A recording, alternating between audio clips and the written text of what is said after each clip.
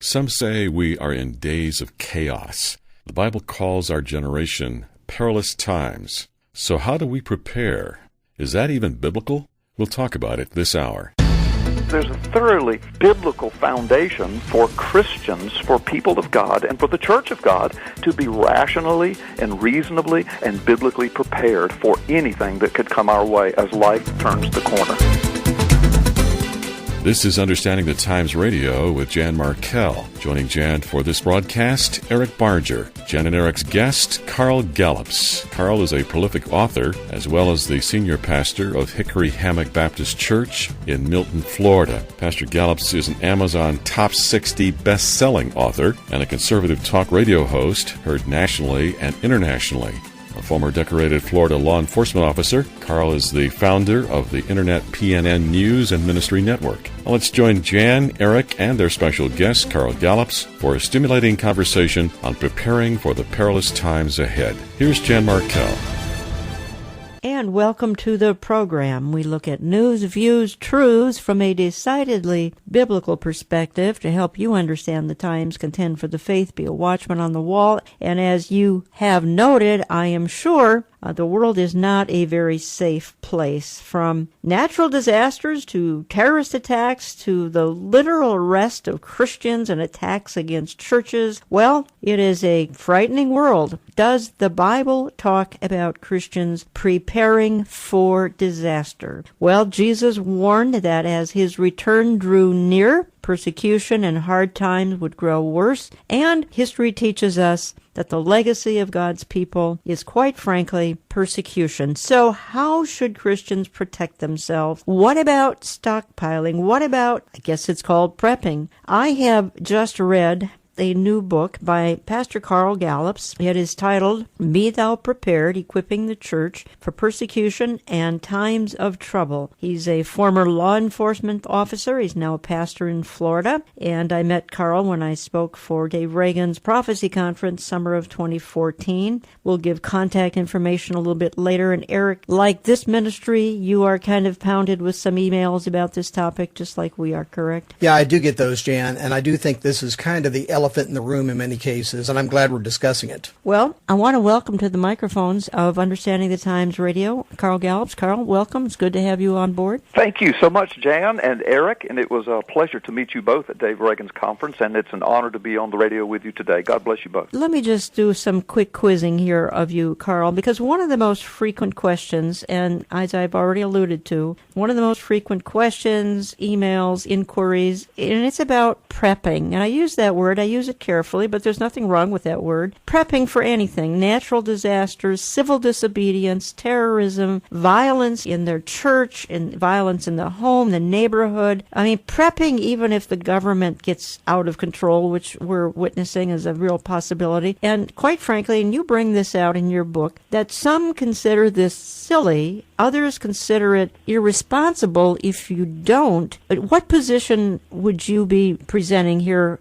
for the next few minutes that we're talking? Yeah, thank you. That's an excellent way to start this. I will be presenting it from a thoroughly biblical and extremely practical, reasonable, and balanced perspective. And I want your audience to know, you know this about me, Jan and Eric, but I want your audience to know who I am. I've been a pastor for over 30 years, a senior pastor, 29 years in one church along the Gulf Coast. Prior to that, I spent 10 years as a Florida law enforcement officer in 2 different sheriff's offices and for the state prison system. So I have over 40 years of life experience dealing in the tragedies and disasters and trauma of life. And you know, life happens. It can be anything from a natural disaster. I live in Hurricane Alley. I've gone through Hurricane Katrina and Ivan and Hurricane Dennis. I mean, head on. And we, for years, had to pick up the pieces and rebuild lives and communities and churches. And we acted as a FEMA staging area for food and water. We acted as an emergency shelter area. We were intricately involved in that, and many other things. As we go on with this interview, you'll see. So I wrote this book from the point of view of a pastor and a former law enforcement officer. I'm a father. I'm a grandfather. I'm not a wild-eyed prepper dressed in camouflage, hiding under a log, eating grubs, you know. Yeah. That's That's the view that most people have. Sure. But as we'll see as we continue to talk, Jan and Eric, there's a thoroughly biblical foundation for Christians, for people of God, and for the Church of God to be rationally and reasonably and biblically prepared for anything that could come our way as life turns the corner. And I think you indicated that partly wrote this book because so many were talking to you about this as well. Yeah, well, and the thing is, guys, people understand, even people that don't go to church, Jan and Eric, you know this, you're so involved, you're out there in ministry with people, and I am too. And what I'm discovering is that people understand we're living in some odd times, as far as what people would say is normal life here in America. We're living in very prophetic times, as you guys know. Yeah. And so people are asking questions, and they're realizing that things just could snap at any moment, politically, geopolitically, militarily, civilly, socially, certainly spiritually. Things have already snapped. Most of my ministry, they've asked me these questions, but particularly in the last 7 or 8, 9 years, and they've asked me, what do I do? Should I prepare? I don't want to look like some crazy prepper. How much is too much? How do I do it? Yes. Is it too expensive? I don't have that kind of money. Should a Christian carry a gun? Should we even own a gun? Should a church have security teams? What about turn the other cheek? What about the martyrs? What about Romans 13 and obeying the government and everything? And on and on and on, these tough but very good questions go. And so what I decided to do was to take all of these, and there are many more, questions that people have been asking me, to thoroughly research them biblically, give biblical foundation and reasonable, rational foundation, and answer the questions. And that's what I've done in this book. I don't find you, Carl Gallups, to be a scaremonger, and you've defended yourself in the book in saying that, no, you are not a scaremonger, but nonetheless, there are some people who are going to say, shouldn't we just trust in God? And they believe nothing more than that needs to be done during these times, and even if times get a whole lot worse. And quite frankly, I think they're going to, and we can talk about that as we move along here. So what do you say to somebody who says, I'm just going to trust in God, that's all I'm going to do? Yeah, well, thank you. Thank you for asking me that, because I love answering this question. I want to help Christians and the church wake up to biblical reality. And the biblical reality, the answer to that question is this. Of course we trust in God. Our day-by-day existence is one of absolute faith. We don't have control over the next breath we breathe, over the next beat of our heart. And we can store up barnfuls of food and water and clothing, and they can burn down, or a tornado can hit it and scatter it all over the countryside. So I understand that our day-to-day existence, of course, has to be one of faith. But you balance that with the biblical commands. I go back to the Old Testament. I consider the scripture that says, go to the ant, you sluggard. Even the ant stores up food for the winter. And I go to the scriptures in the Old Testament that say, the wise man, the prudent man sees danger coming and makes preparations for it, and he is secure. But the fool sees danger coming and does nothing and pays the price for it. And then we get into the New Testament, and there are similar commands for us to take care of each other, for us to take care of our families. The person who does not provide for their own family is worse than an unbeliever, the scripture says. And of course, the word provide means in everything. It means preparing. And so what I say to Christians who say, well, I'm just going to wing it by faith. I'm just going to operate by faith. Here's my answer. I say to them, listen, I know that sounds super spiritual, but number one, it's unbiblical based upon the things I just said. And I said, number two, let me give you some perspective. Do you have insurance? Do you wear a seatbelt? Do you strap your children in when you drive in a car? Do you have a spare tire in your trunk? Do you lock your doors at night? Do you have a burglar alarm system? I could go on and on. Do you brush your teeth? Do you go to the doctor when you're sick? I mean, why?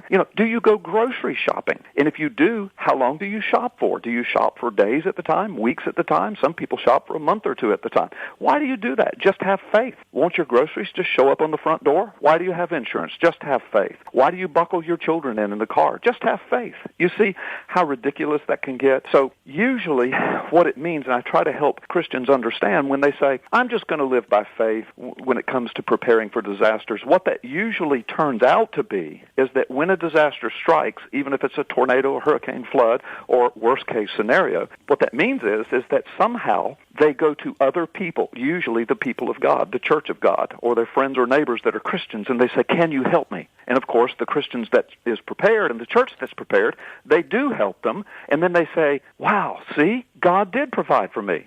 Well, yeah, but through Christians who were obedient and who were prepared. So I just try to help believers get a perspective on this, Jan and Eric, and that is when they say, I just want to live by faith, I say, sure, please do, but also be obedient to the Word and make biblical preparations for life. Okay, if you just joined me, you're listening to Understanding the Times Radio, and I'm Jan Markell, and Eric Barger is in studio with me as my co-host today, and we're talking to Pastor Carl Gallups. You may know him from some previous books that he's written, Magic Man in the Sky, Effectively Defending the Christian Faith, or The Rabbi Who Found the Messiah, and the book is Be Thou Prepared, is published by WorldNet Daily or WND.com. Eric, I know you wanted to weigh in here. Go ahead, please. I think Carl's been getting questions from the same people I get questions from. And certainly, whenever we take a Q&A period at a conference, I imagine 3 out of 4 conferences, this question comes up to somebody on the platform. You know, is there a lack of faith to go out and prepare? And I'll just say, look, just as Carl just said, I lock my doors at night. Now, if you think that there's a problem with my faith on that, then so be it. But I think it's just common sense. God gave us a brain, and He also showed us in His Word some of the things we're to think about and do. I think, honestly, a lot of us are just rediscovering the very thing that every generation before World War II did as a norm. And that was to prepare for the unknown and for consequences ahead that we may not have any recourse or answer for. The shelves in the stores might be bare for a reason. I mean, it could be a natural disaster. It could be something much worse or more ominous. But we're to prepare, and I don't think there's anything wrong with some very thought out and, of course, I think prayerful preparation. Carl, here are some things that I thought of. Quite frankly, you have most of these in your book. Some potential scenarios that people need to be concerned about. I mean, from natural disasters, which we've referenced, to the Islamic threat, which is pretty obvious. We've got latent literal attacks going on against Christians, the college in Oregon very recently. We've got a new radical homosexual movement and agenda. We've got secular leftism coming against us. Quite frankly, we've got the government coming against us, and I want to say more about that later. Is there anything I just listed that jumps out at you as this is the thing we really need to be or are all of these things pretty legitimate issues that we need to be, in a sense, mentally or physically preparing for? Yes, Jan. Excellent way to pose the question, and my answer to it is yes, yes, yes, and yes. They all are legitimate concerns. Again, you said, I'm not a fearmonger. I'm not. And again, my pedigree proves that. And I try to use my head, too. Again, I've been a cop. I've been a pastor. I've dealt in these things. And I'm a student of geopolitics and prophecy and the Word of God. And I see this convergence of prophetic days in which we're living. The days of Noah are upon us. The days of Lot are upon us. We see this. So that means any of these things that you just spoke of and or all of them could be and or are converging. Listen, the FBI tells us that there are ISIS cells in all 50 states of our nation right now. Our borders are open and porous with millions of who knows what coming across the borders.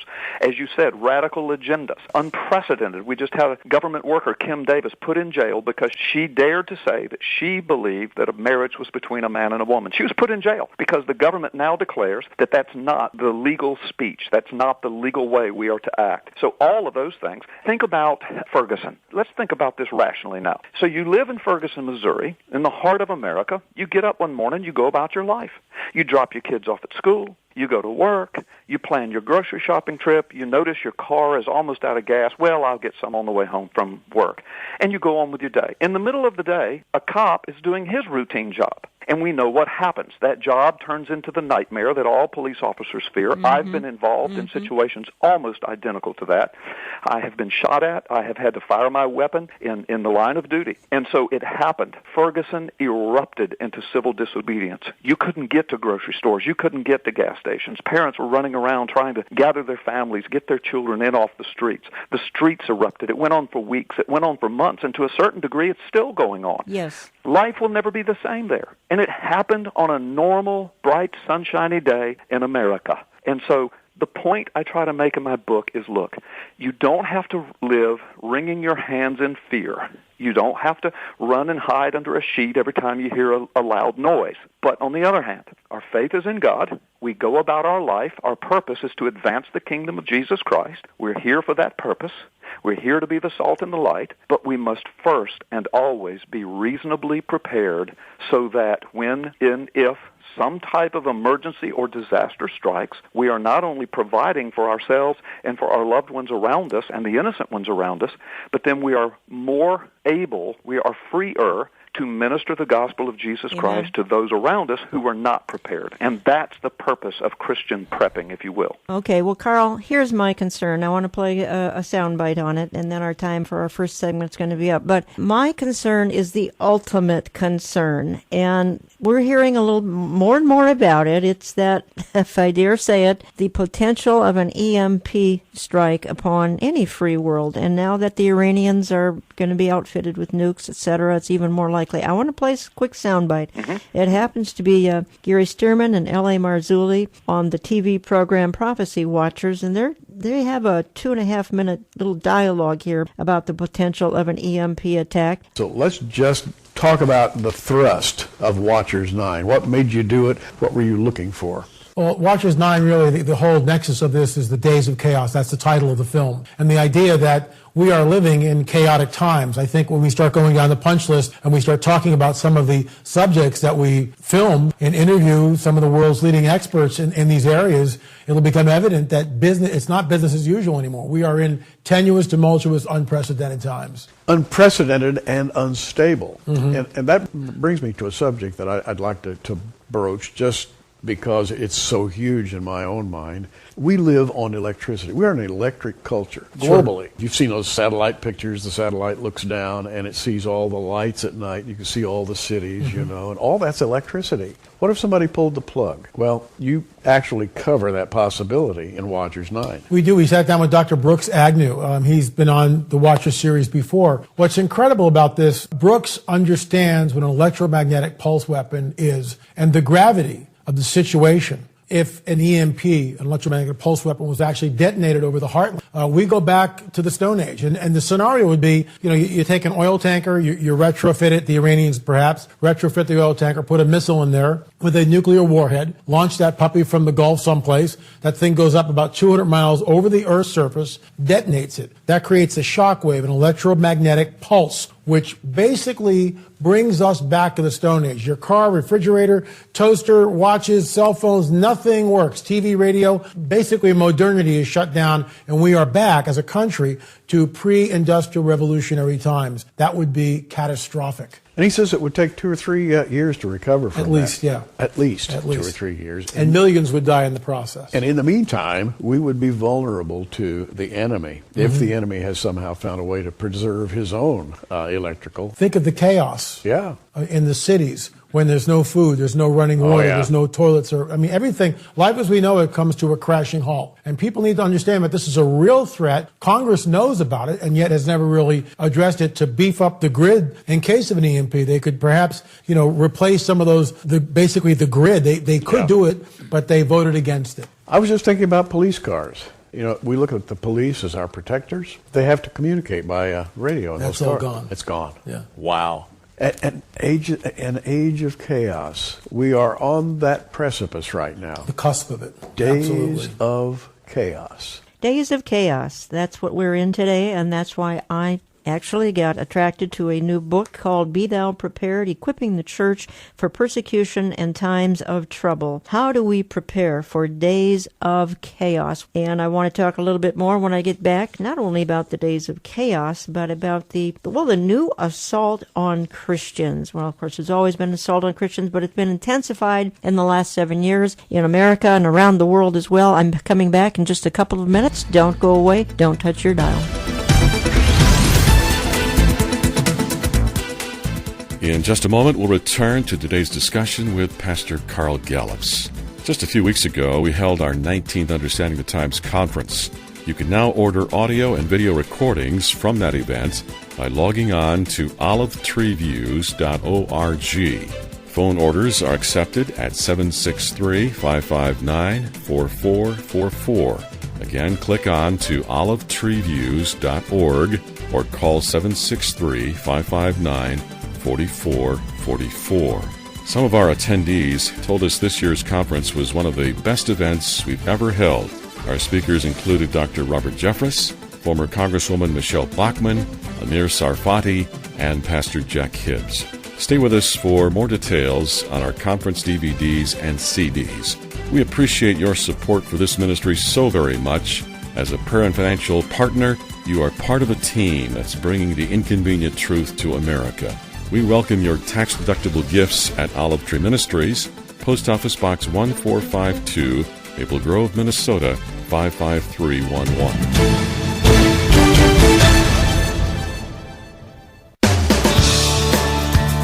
The Bible says in 2 Chronicles, the sons of Issachar understood the times, how our times have changed since then. Today our world is confused, angry, and even desperate. That's why we present annual conferences. According to all feedback, our latest Understanding the Times 2015, October 2nd and 3rd, was our best. It featured pastor of First Baptist Church, Dallas, Dr. Robert Jeffress. Where is Islam going? What is the future of radical Islam? What does the Bible say about the future of radical Islam? From Calvary Chapel, Chino Hills, California, Pastor Jack Hibbs. The Bible goes to great length to say to the believers of every age for the last 2,000 years, be watching, be ready, be vigilant, be on guard. Some of the Hebrew words mean, or Greek words mean, to be scanning the horizon while you're living life. Former Congresswoman Michelle Bachmann. You see, these are perilous times. I don't believe it will be 13 years until Iran has nuclear bombs. I think it'll be far sooner. And Bible and prophecy teacher from Israel, Amir Sarfati. These are the last days. This is it. We've come to the finish line. The rapture of the church can be any minute.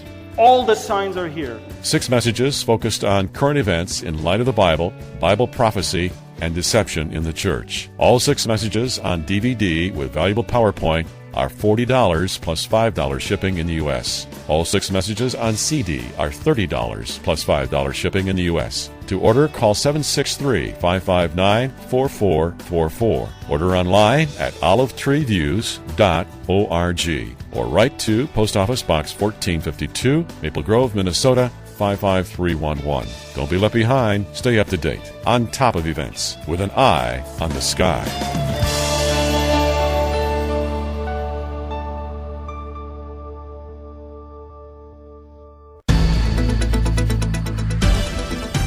As Christians, we are called to do more than just listen. We are called to act. Every weekend, coast to coast, we are keeping you aware so that you can take that next step to act. We are Understanding the Times Radio with Jan Markell.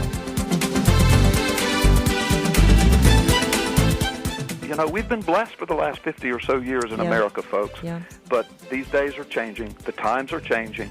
We're going to have to be reasonable and rational and biblical and thoughtful. We're going to have to be prepared. That's why I wrote this book. On Understanding the Times this hour, Jan Markell and Eric Barger are talking with Pastor Carl Gallups, author of the new publication, Be Thou Prepared, Equipping the Church for Persecution and Times of Trouble. Let's return now to their conversation.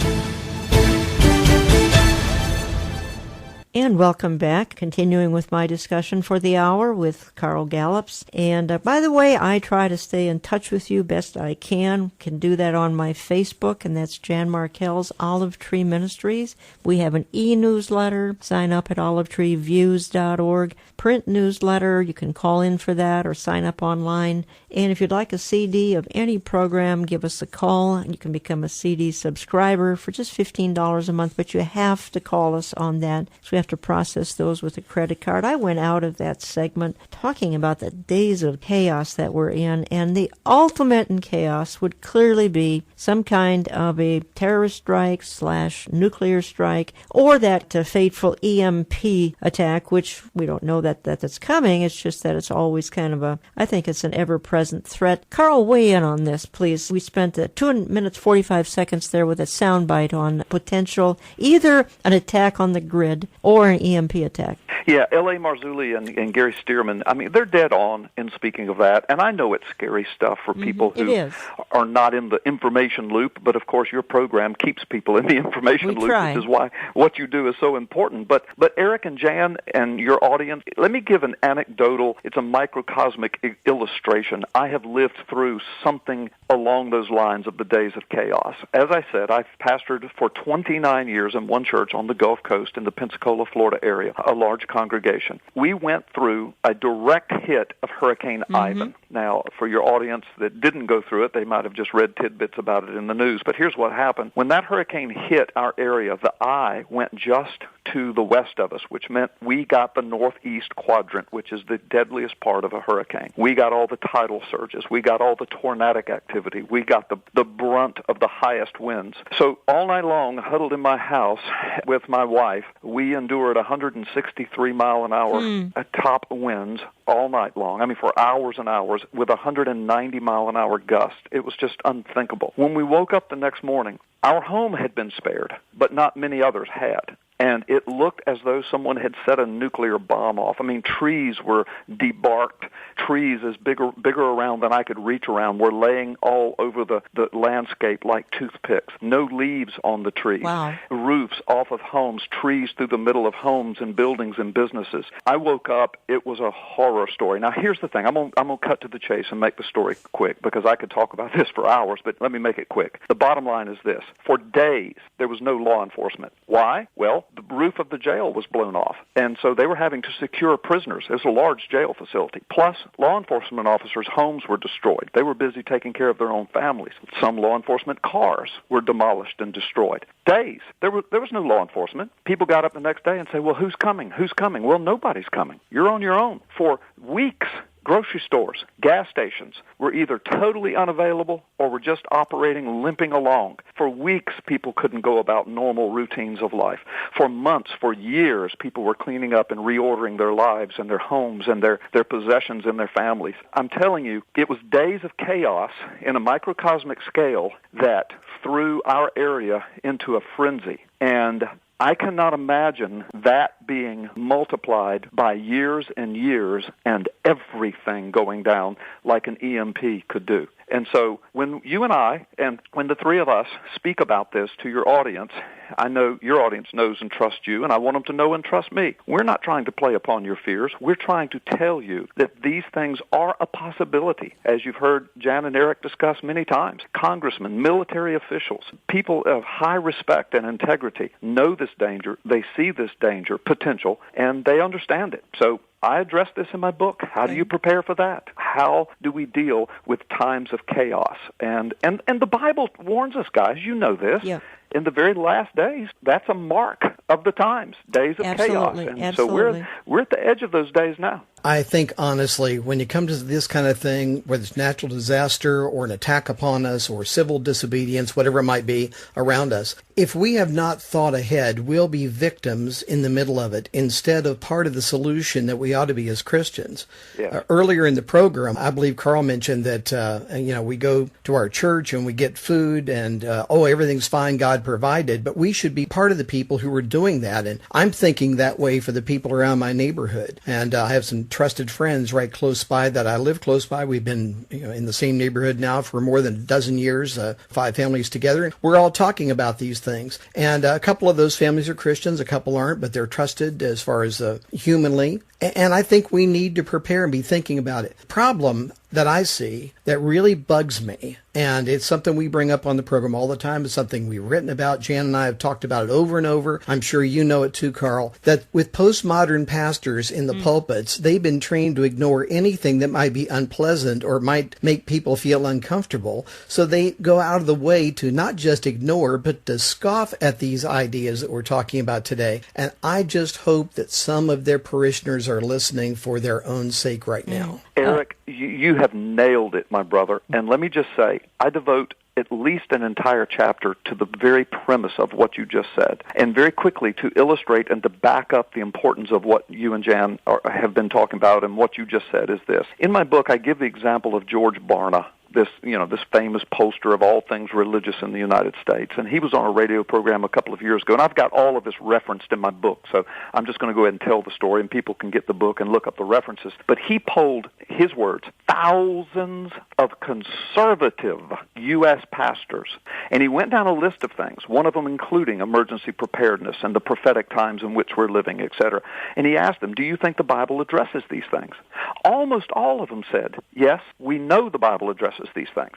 And then he asked them, how many of you are actually addressing them from your pulpit and equipping your church to understand these things? Shockingly, guys, over 90% of America's conservative pastors from conservative denominations said to George Barna, we never discuss these things from the pulpit. Yes, and all that's in my book. And when they were asked why, they said, because we will lose people and we will lose money and we can't pay for our buildings. Well, I want to transition just a little bit based on what you gentlemen are talking about. And let me ask you, and Carl, you talk about this in this book, Be Thou Prepared. How safe do you think our churches are? Now, I mean, could not just a couple of attacks against, say, a mega church or any church, I mean, it could virtually close them down as people would be afraid to attend. This could be Islamic extremism coming against Christianity. So tell me, how safe do you think our churches are? I mean,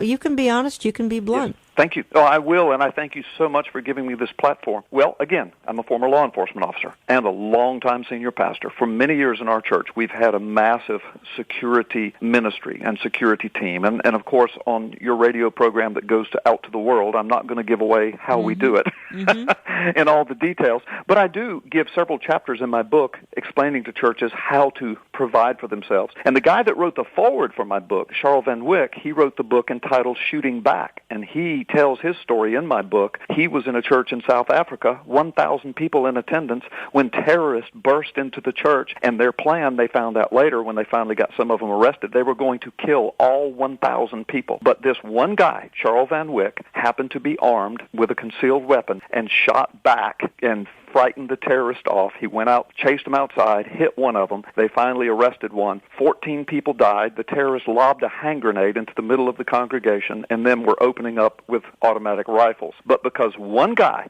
had a pistol with 6 shots in it out of 1,000 people, he was able to keep it from being 1,000 people dead. So you're right. This is something that needs to be addressed by America's churches, and as of the time we are speaking right now, all the statistics say, and all of the security experts, church security experts tell us that the vast majority of America's churches are unprepared for something like this. However, I think many are beginning to catch on. All right. And I think many are beginning to tighten up and to do some good things.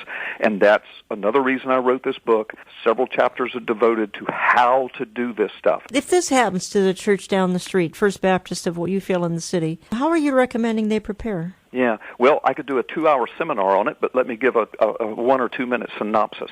They have to communicate with each other. They have to have meetings and conferences wherein they discuss their weaknesses and vulnerabilities, their physical plant, their buildings, their property, where they're weak, where they're unprotected. Then they also have to balance that with, we want the people that come to church not to feel like they're in a police state. They don't want to see 85 uniformed officers standing around with shotguns in their hands either. So there has to be people who are trained and dedicated. It can be law enforcement, military people, ex-military or former military. If you live in a state where you have concealed weapons permits, there have to be people who are ready, who are prepared, who are stationed, and who just look like normal congregants, but yet they're trained, they know what to do. Video equipment, video surveillance equipment, unobtrusive is good. People that actually have on little badges or some kind of thing that just says security, and they're wandering around. They're seen out in the parking lot, in the buildings, while a worship service is going on. They're looking in closets and empty Sunday school rooms, for example, and office areas. Maybe have a golf cart or an automobile with somebody in it, just kind of patrolling around, keeping an eye, looking. So anyway, I could talk for 2 hours on this, but the measures that a church needs to take are not that difficult and they're not that expensive, but churches need to think about this. Let me build on what you're saying. I'm just off my understanding the Times conference a few weeks ago, and we had 7,000 people. That's over 2 days. And I had 22 men prowling around doing some of the things you're talking about. But I decided leadership here decided to err on the side of caution and have 22 guys around there looking for trouble. And, you know, it's really tragic, gentlemen, that we've come to this point in society where we have to think and act this way, but we do. We do. Well, let me give you an example. It is tragic, but it's biblical. Let me give you an example. And you both know this. Nehemiah rebuilding the walls. I mean, he was sent back under a government order, under an executive order from the emperor, the Persian emperor. He goes back, but he's doing the kingdom work. He's doing the work of God. This was put in Nehemiah's heart by the Lord himself. And they go back, and they're rebuilding the walls to the city. Eventually, they'll get around to rebuilding the temple. I mean, this is kingdom work. But in the middle of it were the terrorists, Sanballat and his people. They were the enemies of God's work and God's people. They continually breathed out threats. We're going to kill you. We're going to kill you. We're going to destroy the work of God. We're going to attack you. And so what did Nehemiah do? He gathers up the able-bodied men among them, many thousands of them, and he says, and I'm just going to paraphrase, he says, put a spear in one hand and a shovel in the other. Put a sword on your side, defend your families, defend yourself, and get on with the work of God. And they rebuilt the walls. And that's how churches are going to have to live today. You know, we've been blessed for the last 50 or so years in America, folks. Yeah. But these days are changing. The times are changing. We're going to have to be reasonable and rational and biblical and thoughtful. We're going to have to be prepared. That's why I wrote this book. You know, it strikes me that this is also about the preservation of the gospel message itself, because it won't take too many really bad events in churches, maybe one, maybe two, probably not more than that, to make a lot of people say, you know, I think this Christianity thing, I just won't investigate it like I was thinking about doing. They won't come to church. And that, of course, is an intimidation upon the very edict that God has given us to not forsake the fellowship with one another. And I think meeting together in church, there's a dynamic there you can't get anywhere else. And I'm grateful. I live in a real wasteland spiritually. In fact, Pierce County, Washington, where we live, is the number one least churched county in the United States. Wow. But I heard a pastor there recently, a pastor that I know very well, make a statement kind of off the cuff about this and about how important this is for us to understand. And he made the example. He said, you know, Peter carried a sword. He just didn't go steal one in the Garden of Gethsemane. He had one with him. Yes. And I think this is something that a lot of Christians want to try to ignore, especially those who maybe are intimidated by the idea of the use of a firearm or understanding it. And I think each of us need to see this isn't about being the aggressor, but it's about stopping something that could really impede the gospel and mean souls kept out of heaven. You know, Eric, another brilliant and salient point. You mentioned Peter with the sword. Well, Peter not only had a sword, but he had the sword at Jesus' command. He was with his disciples that night, and he told them, he said, if you don't have a sword, I advise you now to go out and buy one. And let me paraphrase again, because this is the heart of Jesus' command and the gospel. Basically, he was telling them, look, times of chaos are going to come. Troubled times. I mean, I'm going to a cross. I'm going to be raised from the tomb. People are going to accuse you of stealing the body. They're going to be coming for you. They're going to be looking for you. I don't want you to be armed to go fight a war. I don't want you to try to overthrow the government. What I want you to do is to be prepared to defend yourself and your loved ones, your children, your family, the brothers and sisters in Christ around you, should that occasion occur. And you're right. Peter looked at Jesus. We've got two swords here among us right now. And Jesus said, that'll be enough. I think he smiled when he said that. and then, of course, later on in the garden, we discover Peter has one. Now, Jesus rebuked him for using it that night. He had to talk him in off the ledge because Peter was getting ready to slay the whole troop that came out. Jesus rebuked him because Jesus didn't mean for him to stop what was happening. I mean, he told his disciples, look, they're coming for me tonight. I'm going to the cross. This is why I'm here. But the point is, Jesus himself told his disciples, you need to equip yourself with personal protection, and you need to be vigilant in this matter. Carl, and I need just a little bit of a short answer here on this question, but we all know this is the elephant in the room right now, which we've referred to a couple times, I think. It's very possible that gun registration is on the horizon. Even gun confiscation could be on the horizon because we've got godless leftists out of control right now, and this is what they would like to do. But your thoughts on this, please? Yeah, I write about that in my book. Well, as for me and my house, we're not going to give up our means to defend ourselves, and I know what that might mean, and people just have to make up their mind whether they're willing to pay that price, because the bottom line, once a government, and you've written extensively about this, Jan, in your books, once a government de-arms its citizenry, then it enslaves its citizenry. That's right. or worse. And so, you know, Christians have to make up their minds about this. But I personally will not relinquish my God-given right and responsibility to protect the innocent ones around me. Well, then what about going against the government? I mean, would you as a pastor say that it's okay to go against the government? Generally speaking, no, it's not. Romans 13 is clear, and the rest of the scriptures are clear. However, when it comes to intruding upon our ability to defend our our own lives when it comes to our ability to proclaim our own faith, as Peter and John told the Sanhedrin, which were, by the way, appointed by the government. They operated under the auspices of the Roman rule. They told them, you decide for yourselves whether you're going to serve God or man, but we're going to serve God, because they were telling them, you can't speak the name of Jesus anymore. And they said, well, we're going to defy this government rule because that goes against the very nature of God himself. So there is a balance to it all. Sure. I do address this in my book, and that's why I think the book is important. This is raising some questions. I encourage you to write Carl through his website, carlgallups.com. Spell it just the way it sounds, carlgallups.com. He is the familiar voice of ppsimmons online as well. And again, the book is Be Thou Prepared, Equipping the Church for Persecution in Times of Trouble. You can find it at wnd.com, wnd.com. And there's one more category we have to hit on, and we're going to do that when we get back, and that is the fact that, how do I want to say it, we've got a sort of a new climate where it's kind of an intensified climate, certainly in the last 7 years, where if you are a Bible-believing Christian, you are really in the sights of all sorts of people these days. We've seen Kim Davis get arrested for standing up for her convictions, but there are so many other illustrations. And if you're a Bible-believing Christian, if you are anti-abortion, anti-immigration, even if you believe in the end times, you are now on the list of potential terrorists. We don't pay attention to real terrorists, but we look at good people, at least some in the government are doing that anyway, looking at good people and calling them terrorists. And I want to discuss that in our closing segment, which is a very short segment, so we're coming back in a couple of minutes. Don't go away, and we'll pick up on this when we return.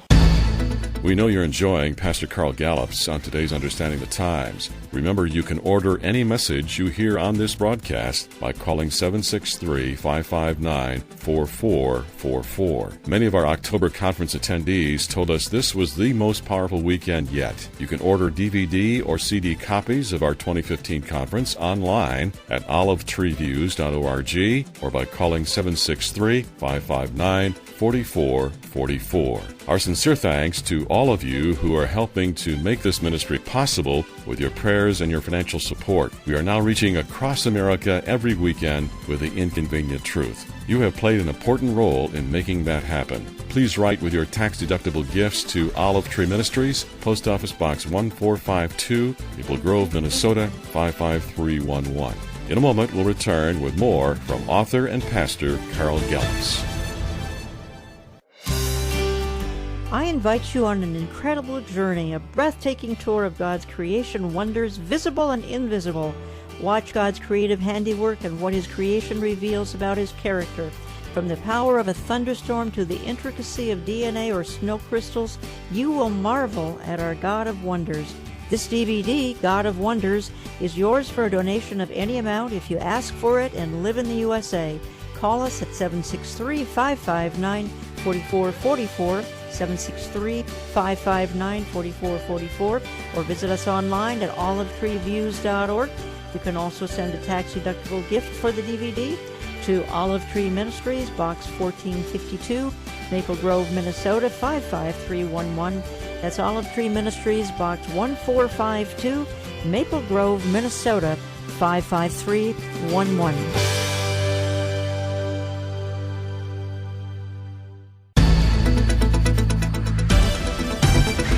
This is Jan Markell. Silence on the uncomfortable themes facing our world is not defending the truth. The inconvenient truth must be told if we are to understand our times. Thank you for being with us each week here on this radio station. So, yes, Christians are being targeted, even in the United States. And I know so many people just don't want to hear this. You know, we're not fear-mongering. We're telling you the truth. Now, for the conclusion of today's Understanding the Times, here is Jan Markell. And welcome back. And by the way, just a few weeks ago, we had Understanding the Times 2015. You've heard us talk about CDs and DVDs of those events, and we'll be shipping those probably in the next couple of weeks. So I encourage you to look into those. Dr. Robert Jeffress, Pastor Jack Hibbs, Calvary Chapel, Chino Hills, California, Michelle Bachman, and Amir Sarfati from Israel. We had between 6,000 and 7,000 over 2 days, and many said this was the most outstanding event out of 19. So just trying to encourage you, if you'd like to get holiday gifts, this would be a beautifully professionally designed package of CDs or DVDs. Give us a call. Go online, olivetreeviews.org, views as in viewpoint. Give us a call to get on our print newsletter list, and we'll be selling these here for many months, but just a heads up, I want to get right back into my discussion with Pastor Carl Gallups, and we've been talking about his new book, Be Thou Prepared, because, as Eric and I said in our intro, we just have so many people inquiring about, well, what is the role of the Christian when it comes to, I'm going to use the word, prepping. Is prepping even biblical? And I think we've concluded that, yes, it is biblical, and so Pastor Carl Gallups makes a wonderful case for that in the book, Be Thou Prepared, and you've heard him articulately expound here for the hour. And I said going out of the last segment that I wanted to play a quick soundbite demonstrating the fact that as we speak, I'm a terrorist, Eric's a terrorist, Carl's a terrorist, because we are, I guess you could call us right-wingers, conservatives for sure, but today if you oppose certain things such as abortion, or if you oppose immigration, even veterans can be labeled extremists. So I want to play a real quick soundbite, and then our closing segment here, I want to talk about this. Also, Homeland Security says people who oppose abortion or worry about the threat of illegal aliens could pose a radical threat to America. A report from the Department of Homeland Security sent to law enforcement agencies across the country warning about the potential for an increase in right-wing extremist activity. It warns about groups and individuals dedicated to single issues like abortion, immigration, and gun rights, and even raises a red flag about veterans returning home from the wars in Iraq and Afghanistan. Some people, understandably, when they caught word of this yesterday, have issues today. J. Alan Sekulow, Chief Counsel of the American Center for Law and Justice. How you doing, sir? Good morning to you. What do you make of this? Good to see you again. Well, listen, this is outrageous. I've got the report in my hand. I've read it. I couldn't believe it when it came out. Bill, I had our office verify that it was actually correct. When I read it, there's one thing that's glaringly missing here. No discussion about the real terrorists, the Al-Qaeda cell groups and others that are located inside the United States. It's all about domestic. It's not overseas. It literally changes the entire focus for the Department of Homeland Security has been doing. Correct. And it says domestic terrorists, the most dangerous, are single-issue domestic terrorists. And as you said, that includes pro-lifers, that includes people concerned about the issue of immigration, and returning what they call radicalized veterans from the Iraq and Gulf War. Interestingly, the whole article, the whole assessment, as they called it, is entitled Right-Wing Extremism, Radicalization, and Recruitment. I want to tell the Department of Homeland Security, do us all a favor, catch the real terrorists. Okay, so Carl Gallups, the basic bottom line here is some of our liberties are eroding, and that's an understatement. When we have Kim Davis going hauled off to jail, I think that's just the beginning, don't you? Oh, yes. I love Jay Sekulow. He's great. And the report he's talking about, I reproduced that in my book, as you know, and have all the documents provided so readers can have that in their library and show it to folks. It's worse than what they were talking about. I mean, it gets into, look, if you believe in the literal return of Jesus Christ, you could be a terrorist. If you read the book of Revelation, you could be a terrorist. I mean, on and on. If you attend Jan Markell's prophecy conference, you could be a terrorist. So, yes, Christians are being targeted, even in the United States. And I know so many people just don't want to hear this, or they don't get it. We're not fear-mongering. We're telling you the truth. You heard Jay Sekulow say it. It's in the Department of Homeland Security papers and manuals and training sessions. I've got it all documented in my book. So I'm telling Christians and I'm telling churches, look, we've been raised up for such a time as this. We're to be the salt and the light. Never grow weary of doing good. Don't walk around wringing your hands in fear, but get out there and do life. Enjoy life. but advance the kingdom of Jesus Christ and be smart. Understand these are prophetic times in which we're living. Be prepared. Be prepared. That's why I wrote this book, and I think that's a huge message. And remember, the reason we need to be prepared is so that when any kind of disaster or trauma strikes, then we are more able to instantly and or at least quickly minister to the world around us the gospel of Jesus Christ. And that's what it's all about, guys. You know, at least Jeff Foxworthy was a little more laid back. He just said you might be a redneck if. Yeah. But in the case of the U.S. Army and their training seminars back in 2013, I'm talking about this is the Army Reserve training people and telling them that these are the extremist groups. Not they might be, but they are. And who led the list? Evangelical Christians. Now, we did a program on that. Right. Jan, of course, you remember that. Right. I think it was April 19th, 2013. We still have that, of course. People can go back and listen to the podcast of it. But this is ongoing to call Christians, extremist groups, which is just, I think, another nicer way, maybe a little less confrontive way to say we think you're a terrorist. Absolutely. And I'm telling you, something very illegal, unconstitutional, prophetic, and a little frightening for people that don't understand the times in which we're living happened June of this year with the Supreme Court gay marriage ruling, because in effect, here's what they've done. They have created a new religious doctrine in America. In other words, the Bible says gay marriage is an abomination. The Islamic religion says gay marriage is an abomination. Judaism says homosexuality is an abomination. So the three largest monotheistic religions in the world, and I know there's debate about Islam being monotheistic, but the three largest monotheistic religions in the world, the U.S. Supreme Court said, nah, we're rewriting that. And so it's targeted at Christians because America is largely a Christian nation in that the vast majority of our population says we're Christian, we're not Islamists, we're not Buddhist, etc. So basically the Supreme Court trampled the First Amendment and now says you have to spit upon the Word of God, or we could put you in jail. Ask Kim Davis. Or we could put you out of business. Ask the flower shop owners. Ask the cake bakers. Or we could perhaps subpoena your sermons. Ask the pastors in Texas where the mayor attempted to do that before the Supreme Court decision. And not only that, we're soon going to be teaching our children in school the mechanics of homosexual sex because they're already teaching the mechanics of heterosexual sex, and now that the Supreme Court has said it's legal.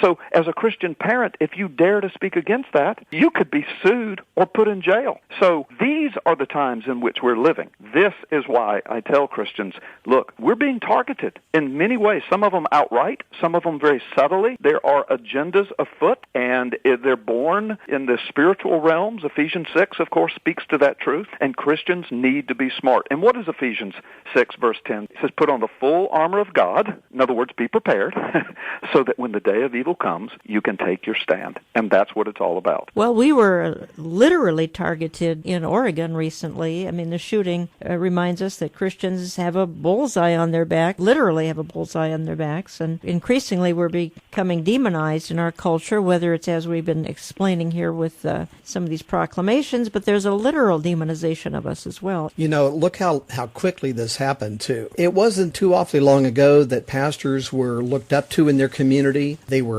respected. There was, of course, some exceptions, but generally you had pastors being looked up to. There were people that people looked to for answers. And today, it's like when you mention that you're a pastor, let alone a Bible-believing Christian, it's like you get this feeling from the people you're talking to, oh, you're one of them. That respect has completely gone away just in the span of my short lifetime. Carl Gallups, you want to summarize, and I have appreciated your forthrightness, your boldness, your bluntness, and your candor. I really have. But in the end, of course, I mean, we really are relying on the Lord for our protection, even though you have outlined some incredibly practical ways to prepare. And I'll give the book information as we go out of the program. But take 2 minutes to summarize here. Thank you, Jan and Eric. First of all, it's just been a pleasure to be on with you. And thank you for giving me a platform to be forthright, because this is an issue that's a passion of mine. I'm not a one-issue pastor. Again, I'm a pastor in a church for almost 30 years, so I preach the whole Word of God, and we cover everything the the Word of God covers, but I also understand we live in very prophetic times, and it's just more than ever, it's time for Christians to be prepared spiritually, mentally, and emotionally, and physically. And so that's why the book is written. And again, yes, we live by faith. Every day is a day of faith. The next beat of our heart, the next breath we take, it all belongs to the Lord. So ultimately, our complete and total trust is in Him day by day. But we have biblical commands, we have biblical responsibilities to provide for ourselves and for those around us, to prepare, to protect. And we've already gone over all of those. But the point is that the reason we do all of this is not to go hide under a log in the woods somewhere. But the reason we do it all, number one, to provide for our families, because once our families are secure, and we know that, we've got plenty of food, we got water, we're protected, the next thing we do, we go into the world around us, maybe in our own neighborhood, maybe in our own community, maybe beyond our community, and we begin to minister to those who were not prepared. And in the midst of it all, we advance the kingdom of Jesus Christ. That's what the book is all about. That's what the church has always been about. That's what the message of Christ is about, and that's the biblically balanced way to do it. That's why we're here. We have been raised up for such a time as this. Got questions? I encourage you to write to Pastor Carl Gallups at Carl Gallups, Gallups, carlgallups.com. Again, he's the voice of ppsimmons online, and the book is found at WorldNet Daily or WND.com, WND.com. No, this ministry is not carrying it, but you can find it at WND.com. Gentlemen, I want to thank you both for joining me. Let me just close this program by saying that if calamitous times come to America or to your specific neighborhood or church, you will be in much better condition to survive the ordeal and minister to others in the midst of it if you have taken the time to prepare. And in most situations, it will be important for Christians and the church to stay engaged in the culture in which it has been placed to minister. And if those troubled times are prolonged, well, God will give us wisdom to get through those days. I know that, but we are certainly living in times where the Bible verse comes into play. I trust in you, O Lord. Our times are in your hands. So says the psalmist, and so says this program. I want to thank you for listening. We'll talk to you next week.